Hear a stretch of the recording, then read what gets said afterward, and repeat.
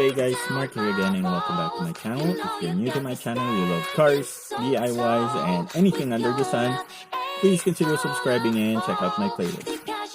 Okay, so guys, para sa mga tinatamad na mag-wire pa at kung ano-ano, so yung mga gustong maglagay ng ilaw sa inyong grill, so ito yung easiest way.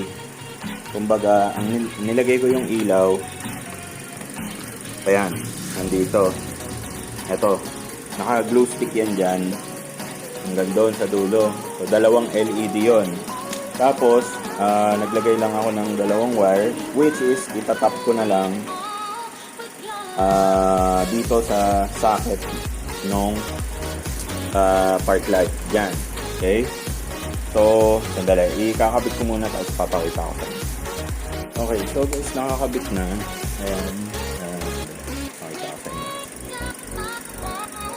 So, nakakabit na yung ayan, dalawang wire.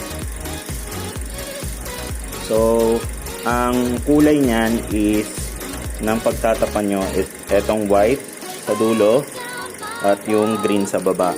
Okay? And, ang best of all, no splicing yan guys. Yan. Diba? So, pag pinatay nyo yung park light,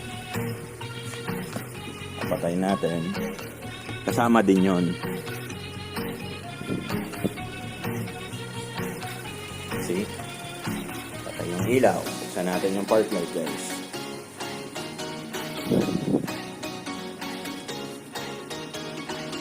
Pagbukas ng park light, bukas din siya.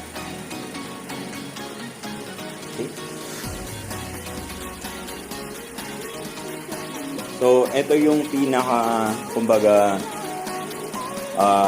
kung halimbawa, nagmamadali kayo, ito yung pinakamadaling method. Pero, meron kasi ginagawa, yan, dito naglalagay ng wire para sa ilaw, and then magpapagapang ng wire papasok ng sasakyan, which is okay rin naman, diba? Pero ito kasi dun na lang sa stock na switch sa manibela, wala nang kung ano-ano pang gagawin. So I think mas madali to, right? So ayan siya.